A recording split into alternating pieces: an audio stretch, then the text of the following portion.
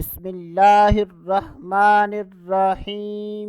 السلام علیکم ورحمۃ اللہ وبرکاتہ۔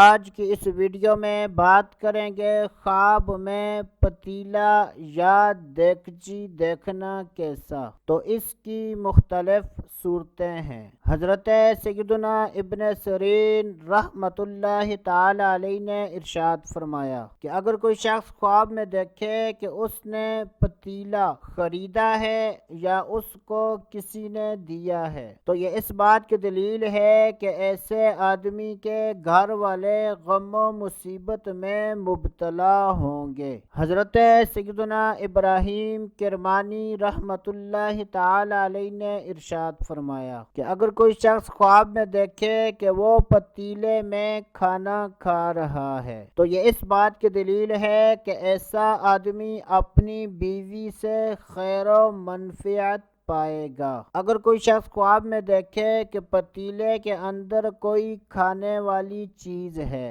اور وہ چیز اس آدمی کو بری لگی ہے تو یہ اس بات کی دلیل ہے کہ ایسے آدمی کو اس کی فیملی سے ضرر پہنچے گا۔ اللہ عز و جل سے دعا ہے کہ اللہ عز و جل ہمیں اچھے خواب دیکھنے، برے خوابوں سے بچنے کی توفیق عطا فرمائے۔ تو دوستو ابھی کے لیے اتنا ہی، اگلی ویڈیو تک اجازت، اللہ حافظ۔